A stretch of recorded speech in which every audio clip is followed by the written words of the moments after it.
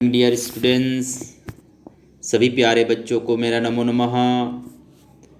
Today about discuss व्याकरण परिसिस्टम शब्द रूपाणी।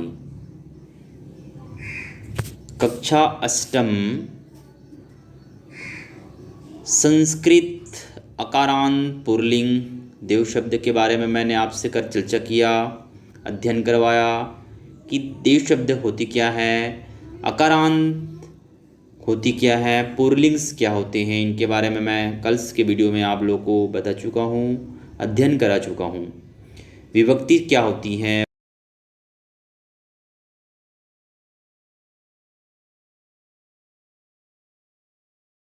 मैं चर्चा की आपसे। एंड आकारांत स्त्रीलिंग क्या होते हैं, रमा शब्द क्या होती हैं, वचन क्या होते हैं, मैंने आपसे कल के वीडियो में सेंड किया हूँ। आप लोग बुक वीडियो को ओपन कीजिएगा, देखिए। आज की जो क्लासेस रहेगी, जो हम लोग की क्लासेस रहेगी आज की, इकारांत पुल्लिंग। टुडे क्लास इकारांत पुल्लिंग हरि शब्द। हरि जो है विष्णु शब्द को बोला गया है, विष्णु भगवान के रूप में उनकी याचना की गई है। तो बात करते हैं कि इकारांत होती क्या है, पुल्लिंग्स होती क्या है। मैंने आप लोग को पुल्लिंग्स के बारे में कल चर्चा किया, अध्ययन करवाया। इकारांत होती क्या है इसके बारे से मैं आपको बताना चाहूँगा। इकारांत जिस शब्द के अंत में ई शब्द का प्रयोग होता हो वह इकारांत कहलाती है। जैसे हरि, नारी, पृथ्वी, हरिम, ये सभी क्या है, इकारांत के यथा हैं। पुल्लिंग शब्द क्या होते हैं, जो शब्द का या फिर जो वस्तु का वर्णन करते समय पुरुष जाति का बोध होता हो,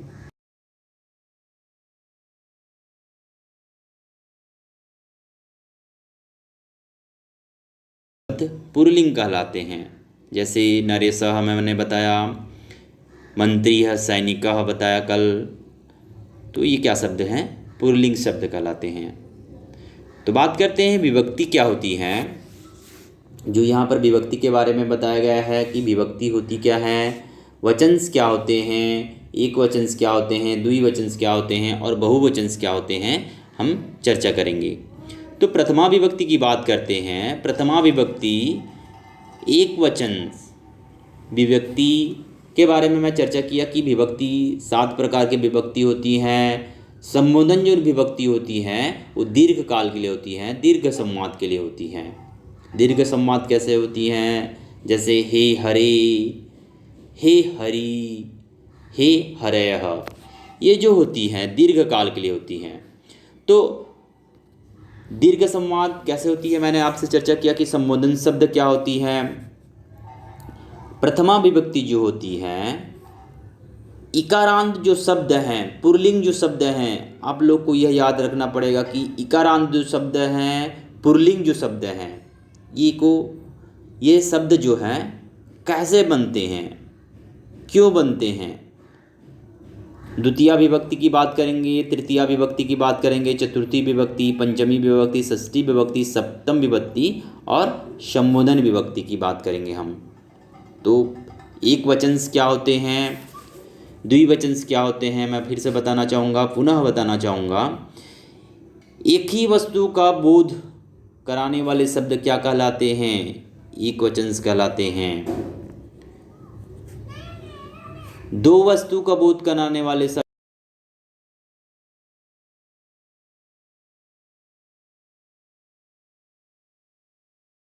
शब्द बहुवचनम्स कहलाते हैं। तो मैंने आप लोग को वचन्स के बारे में बताया, इकारांत के बारे में बताया, पुल्लिंग्स के बारे में बताया, विभक्ति क्या होती है मैंने बताया। प्रथमा विभक्ति जो होती है, एक वचन में हरिः, कहीं कहीं पर आप देखेंगे पुल्लिंग्स इकारांत होने के बावजूद भी क्या होती हैं, बड़ई मात्रा जो कि द्विवचन में लगाया जाता है हो सकते हैं। आपको कंफ्यूज नहीं होना है इसमें कि यहाँ पर बड़ई का प्रयोग क्यों हुआ है, क्योंकि यहाँ पर इकारांत जो शब्द है छुटई की मात्रा से प्रयोग होती है इकारांत शब्द। तो हरिह प्रथमा विभक्ति, हरि हरयः। यहाँ पर देखिएगा, यहाँ पर लिखा हुआ है एक वचन में लिखे हुए हैं हरिह, हरि हरयः। यहाँ पर एक हरि की बात करी है, एक विष्णु भगवान की बात की गई है एक वचन में। हरि दो विष्णु भगवान की बात की गई है। द्वि हरयः दो से अधिक हरि की बात की गई है यहाँ पर, तो इसको याद रखिएगा। द्वितीया विभक्ति हरिम हरि हरिन। तृतीया विभक्ति की बात की गई है हरिणा हरिभ्याम हरिभिः, हरे हरिभ्याम हरिभिः। पंचमी विभक्ति में लगाया गया है एक वचन में हरेह हरिभ्याम हरिभिः हरिभ्यः। षष्ठी विभक्ति हरेह हरियो हरिणाम, हरो हरियोः हरिषु, हे हरि हे हरि हे हरयः। देखिए यहाँ पर कुछ आप लोग को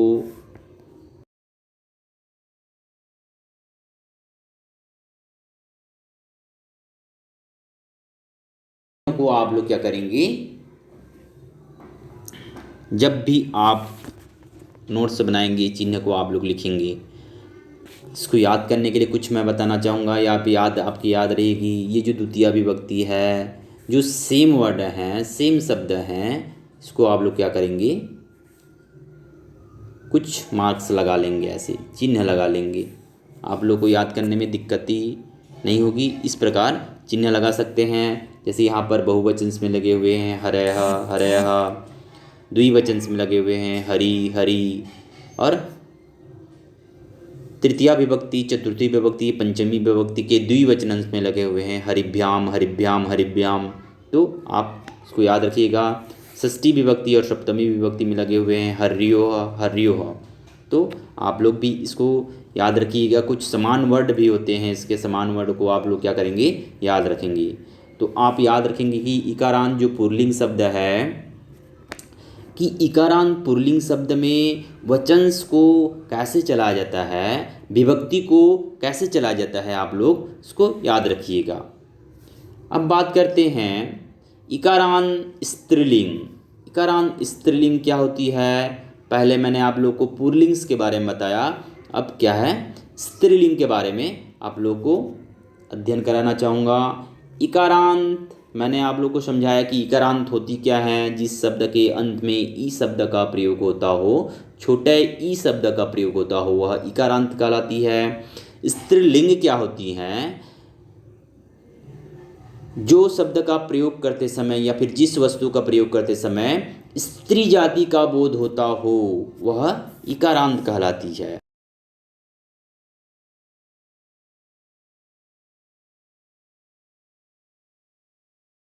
का प्रयोग करते समय या फिर जिस किसी में स्त्री जाति का बोध होता हो, वह स्त्रीलिंग कहलाती है। तो मति शब्द की बात करते हैं। मति बुद्धि शब्द को बोला गया है, बुद्धि। तो क्या होती हैं इकारांत शब्द? विभक्ति के बारे में मैं आपसे चर्चा किया। प्रथमा विभक्ति, द्वितीय विभक्ति, तृतीया विभक्ति, चतुर्थी विभक्ति, षष्ठी विभक्ति, सप्तमी और संबोधन के बारे में मैं आपसे बात किया। पिछले वाले वीडियोस में आप देखिएगा कुछ वचंस के बारे में। कल के वीडियो में मैंने आपसे बताया कि वचंस क्या होती हैं और द्विवचंस क्या होती हैं, बहुवचंस क्या होती हैं। उसी प्रकार इकारांत स्त्रीलिंग जो शब्द हैं, स्त्रीलिंग जो शब्द हैं, इसको याद रखिएगा। स्त्रीलिंग, पुल्लिंग, नपुंसकलिंग, ये तीनों लिंग को याद रखिएगा कि स्त्रीलिंग में क्या चीज़ बदलाव हो रही हैं, पुल्लिंग में क्या बदलाव हो रही हैं और नपुंसकलिंग में क्या बदलाव हो रही हैं, इसको आप लोग याद रखिएगा। प्रथमा विभक्ति की बात करते हैं। एक वचन में लगाया गया है मतिः, द्विवचन में लगे हैं मति और बहुवचन में लगाए गए हैं मतयः। द्वितीया विभक्ति मतिम, मति, मतिः। यहाँ पर एक बुद्धि की बात की गई है। एक मति की बात की गई है, द्विवचन में दो मति की बात की गई है, और मतयः दो से अधिक मति की बात की गई है, दो से अधिक बुद्धि की बात की गई है। इकारांत स्त्रीलिंग मति शब्द के बारे में मैं आपसे चर्चा कर रहा हूँ, अध्ययन करवा रहा हूँ। चतुर्थी विभक्ति दो शब्द से बना हुआ है। देखिएगा, एक वचन में दो दो शब्द दिए हुए हैं एक ही वचन के, मतय मतय। आप लोग को इसमें से एक शब्द को याद रखना है, कोई भी एक शब्द को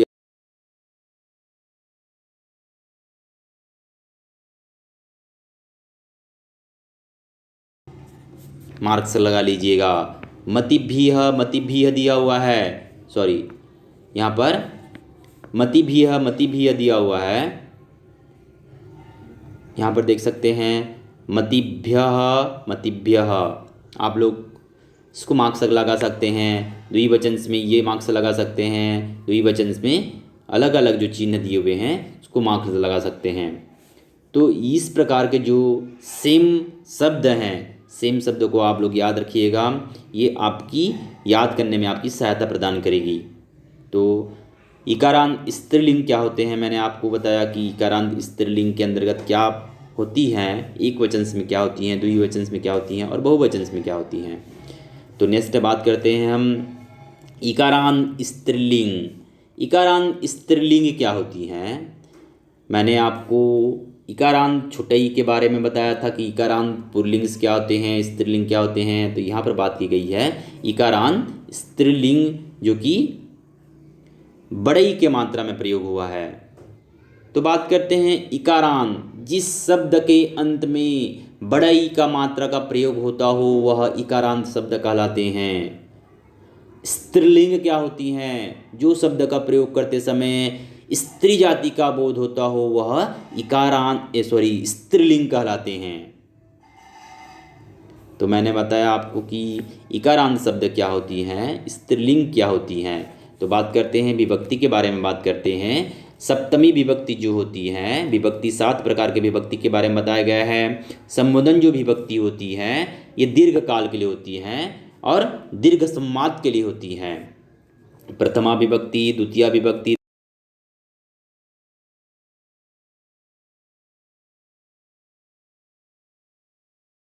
वचन और बहुवचन। एक वचन का प्रयोग एक ही शब्द के लिए किया जाता है, द्विवचन का प्रयोग दो शब्द के लिए किया जाता है और दो से अधिक शब्द के लिए बहुवचन का प्रयोग किया जाते हैं। तो यहाँ पर प्रथमा विभक्ति में नदी की बात की गई है, बड़ी के मात्रा की बात की गई है, देख सकते हैं एक नदी की बात की गई है। यहाँ पर नदयो दो नदी की बात की गई है। आप वर्ड को पढ़ेंगे, शब्द को पढ़ेंगे, ध्यान से समझेंगे तो आपको पता चलेगा कि ये कौन से वचन में है। जब तक आप लोग वचन को नहीं समझेंगे, स्त्रीलिंग को नहीं समझेंगे, पुल्लिंग को नहीं समझेंगे, नपुंसक लिंग को नहीं समझेंगे तो आप लोग को शब्द बनाने में दिक्कत होगी, है ना। तो आप लोग याद रखिएगा वचन क्या होती हैं। नदयः जो होती हैं दो से अधिक नदी की बात की गई है। द्विवचन का प्रयोग नदीम, नदयः और नदीः। तृतीया विभक्ति नदयाः, नदीभ्याम, नदीभिः। चतुर्थी विभक्ति नदय, नदीभ्याम, नदीभिः, नदयाः, नदीभ्याम, नदीभ्यः। यहाँ पर देख सकते हैं सेम शब्दों को क्या किया गया है, अंडरलाइन कर दिया जा रहा है। आप लोग याद रखिएगा, सेम जो वर्ड होते हैं उसको आप लोग को याद करने में सहायता प्रदान करेगी। आप जब भी व्याकरण पढ़ेंगे या फिर कोई भी सब्जेक्ट को आप लोग पढ़ेंगे 2 से 3 बार आप कॉपी में नोट डाउन कीजिएगा। कॉपी में नोट डाउन करने के बाद उसको क्या करेंगे, आप कॉपी बंद करके, बुक्स बंद करके आप लोग फिर से एक बार उसको लिखने की कोशिश कीजिएगा। आपके जो मेमोरीज है उसमें, आपके जो ब्रेन्स होते हैं उसमें आपके स्टोर हो जाएंगे वो शब्द। तो हम लोग के जो ब्रेन्स होते हैं इसको बैंकिंग प्रणाली बोला जाता है। बैंकिंग प्रणाली का मैं आपको उदाहरण देना चाहूँगा।